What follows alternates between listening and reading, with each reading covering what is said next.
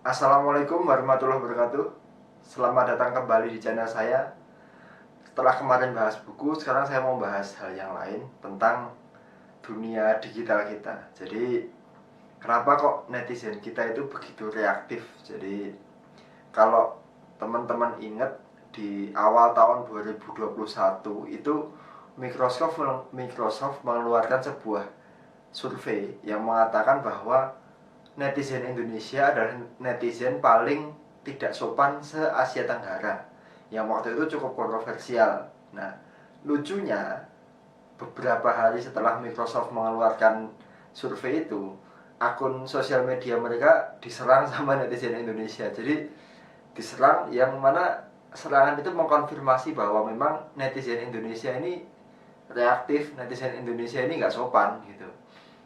Itu terus kemudian pertanyaannya sederhana, kenapa kok kita itu begitu tidak sopan, begitu reaktif di internet, kenapa gitu?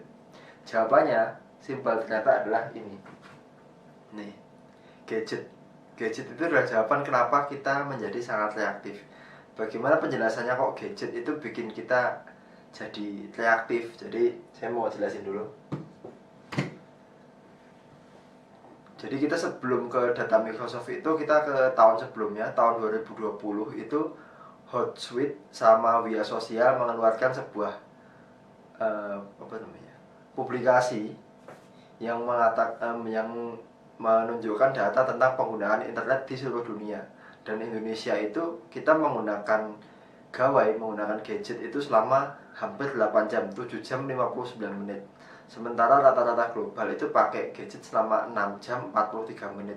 Jadi kita memang menggunakan gadget itu terlalu lama. Nah, kemudian kenapa kok, apa hubungannya gadget dengan sikap yang reaktif gitu? Saya ini ya. Kita bahas dulu tentang sikap yang reaktif. Kenapa kok seseorang itu bisa menjadi reaktif?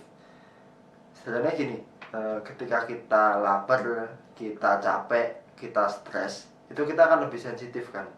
Nah, orang-orang yang reaktif itu seperti itu. Sebenarnya kita itu reaktif karena kita itu lapar, kita kelelahan, dan kita stres. Nah, apa hubungannya HP, gadget dengan kelelahan? Sebelum itu kita bahas dulu tentang gelombang otak kita. Jadi gelombang otak itu ada 4 macam. Yang pertama adalah delta ketika kita tidur, kemudian theta. Theta itu yang antara sadar dan sadar, antara tidur dan gak tidur, itu theta.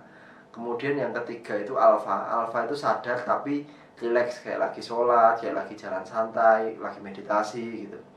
Itu alpha. Kemudian yang keempat adalah beta. Beta ini gelombang yang sibuk, yang kita kalau lagi main HP itu beta, lagi kerja itu beta.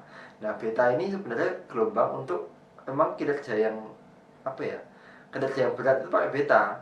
Nah, kalau kita itu memaksa otak kita untuk pakai beta terus, yang intensitas tinggi terus, ya lama-lama capek, otaknya jadi apa ya, kelelahan lah, kelelahan yang terjadi secara terus menerus. Akhirnya ya otak kita terbiasa dengan itu, kelelahan otak kita itu.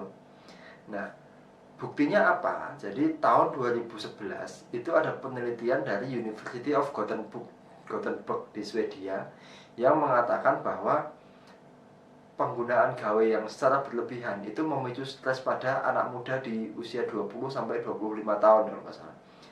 Jadi ada penelitiannya memang yang mengatakan itu, kita kalau pakai gawe terlalu lama itu akan lebih mudah untuk stres. Solusinya gimana? Ya kurangi menggunakan HP. Kita lakukan aktivitas lain selain megang HP, misalkan olahraga, journaling, nulis di kertas, maksudnya journaling, kemudian meditasi, baca buku dan lain sebagainya. Nah, fenomena orang Indonesia yang reaktif ini dasar saya untuk nulis buku ini. Nulis buku saya, ubah reaktif jadi kreatif. Ini pada dasarnya ya karena saya melihat fenomena di Indonesia itu sekarang netizen kita itu sangat reaktif. Karena saya sendiri berkali-kali menemui netizen yang reaktif, yang tanpa dasar yang jelas menyerang saya. Itu saya sering ketemu kayak gitu. Dan sebenarnya saya nggak masalah sih kalau diserang doang, tapi pertanyaannya kok rame banget yang kayak gini, kok banyak gitu loh. Nah, itulah alasan saya kenapa nulis buku ini, demi untuk kebaikan bersama, supaya kita nggak apa ya, secara bangsa kita nggak sangat reaktif lah, kita lebih bagus dan lebih kreatif. Dan di buku ini saya jelaskan tentang bagaimana kiat-kiat yang harus dilakukan untuk menjadi kreatif. Gitu. Oke. Sekian dulu penjelasan dari saya tentang kreativitas kita di media sosial, di internet. Kalau tertarik dengan penjelasan saya, bisa order buku saya. Nanti saya kasih kontak saya di bawah kalau mau nanya dulu atau mau dapat yang signature version, artinya yang dapat tanda tangan langsung penulisnya, ya nanti bisa hubungi saya di nomor yang ada di bawah. Oke, sekian dulu video kali ini. Ada kurang lebih mohon maaf. Wabillahi taufiq wal hidayah. Wassalamualaikum warahmatullahi wabarakatuh. Dadah.